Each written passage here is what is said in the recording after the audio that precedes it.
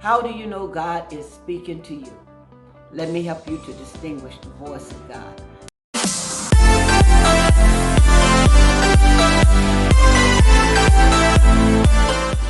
Hey everybody, welcome back to my channel. It's stormy Monday outside. It's raining. I'm doing the meal prep later on today. I was going to go into the market. Couldn't go into my little market because of the rain. So I have to wait until the rain calms down. But I'm still going to do meal prep because I can't wait for you to try it and set your meals up, and we can talk about that. But before I do meal preps later on, I want to leave you with a nugget. And the nugget I want to leave you with is a question that I'm asked all the time. How do you know God is speaking to you? Let me help you to distinguish the voice of God. How do you know and how to hear him? You don't have to be sensitive to it. You just have to listen. You just have to listen and know how he speaks. So let's determine that. And it's a lot of more details, but I'm going to give you a brief overview, brief summary in how God speaks. Ground rules. God would never tell you to kill somebody, never tell you to steal. He's not going to tell you to cheat. He's not going to tell you to lie. Even the Bible says, woe to the prophet that speak lies. And it says also, woe unto the prophet that say that God said and haven't seen nothing.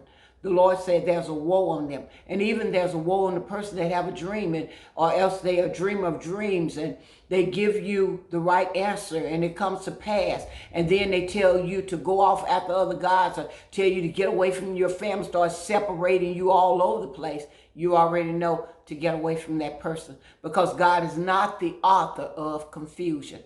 Let's lay that ground rule. But don't forget to subscribe to the page. Subscribe so you can get these meal plans. Subscribe so that you can build your faith. Subscribe so you can build your discernment and be sharp and know who to do business with. You got to develop that, and you cannot override the question marks that you hear. Now, there are other ways that God speaks. Cycles.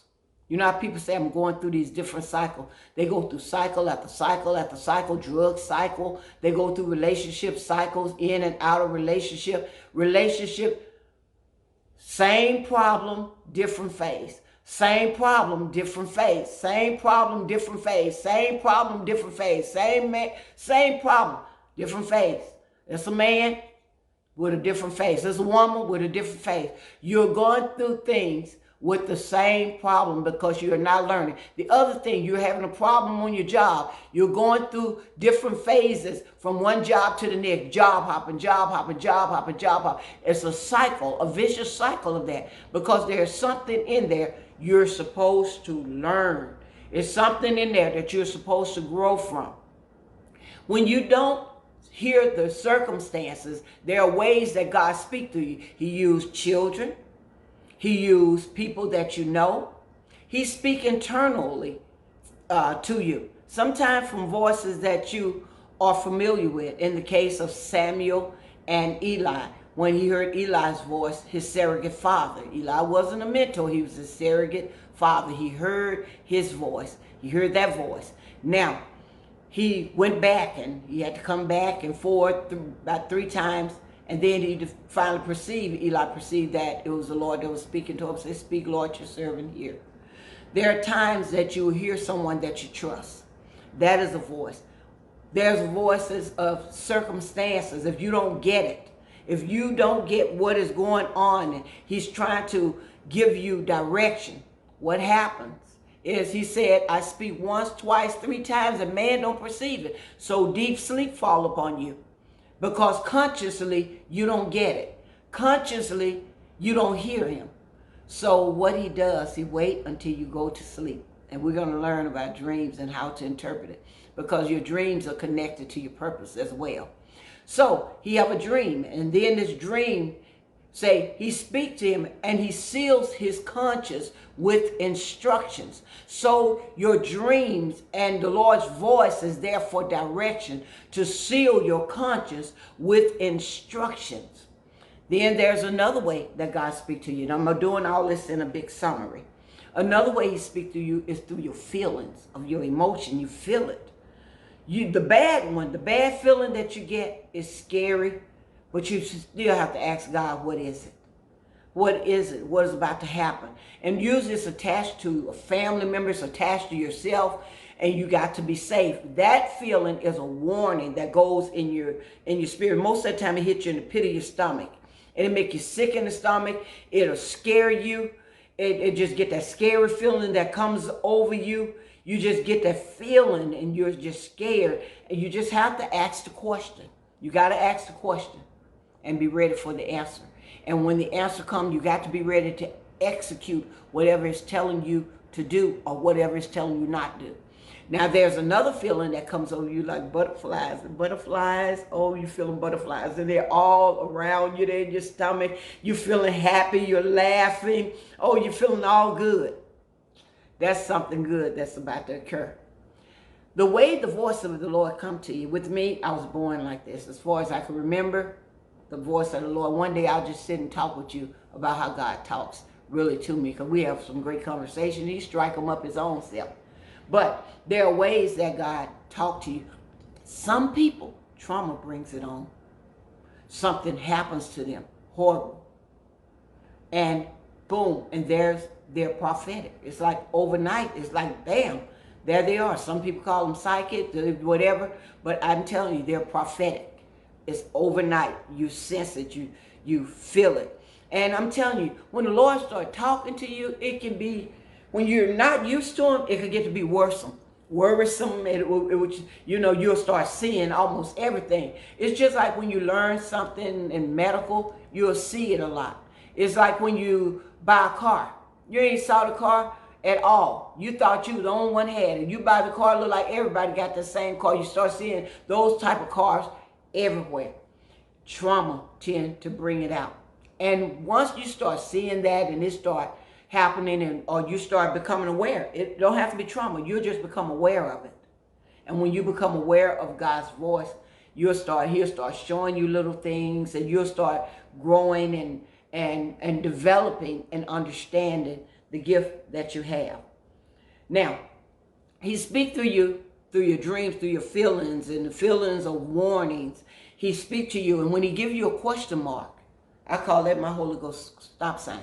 If you get a question mark about a person, question mark about a circumstance, a question mark at your job, you get that feeling come over you, that strange feeling. It's strange. When you get that, you stop right there and you observe whatever you're feeling. Because whatever you're feeling is about to show you something. Something's about to be revealed to you that you need to see and you need to know. Promise you, you need to know it. Circumstances, situation will come. Storms will come in your life. Things would happen. God will use that also. You remember with Elijah, and he ran in a cave, and he was in the cave, and the Bible said the Lord was not in the earthquake, and he wasn't in the fire. So those are circumstances. But a still small voice said, what are you doing here? When the Lord asks you a question, he already knows that you have the answer. You have the answer to answer. How do you hear God and know him?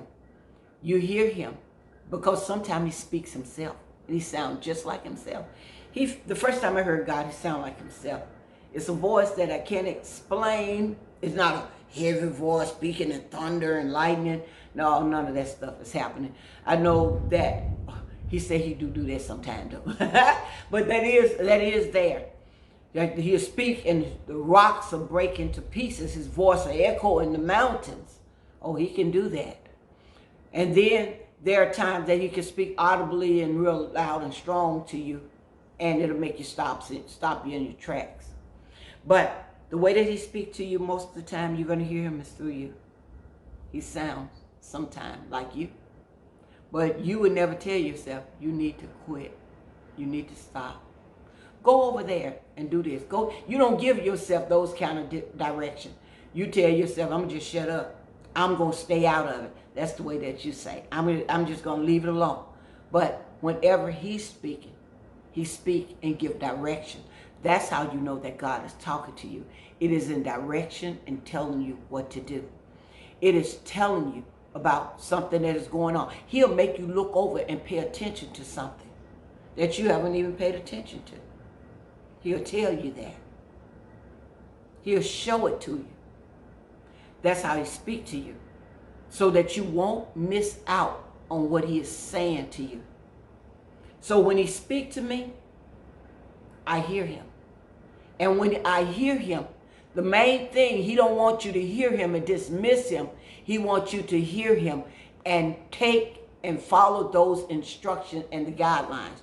You got to hear the voice of the Lord, because he's there to protect you. He's there to watch over you. He's always looking out for you, and it's there for the purpose.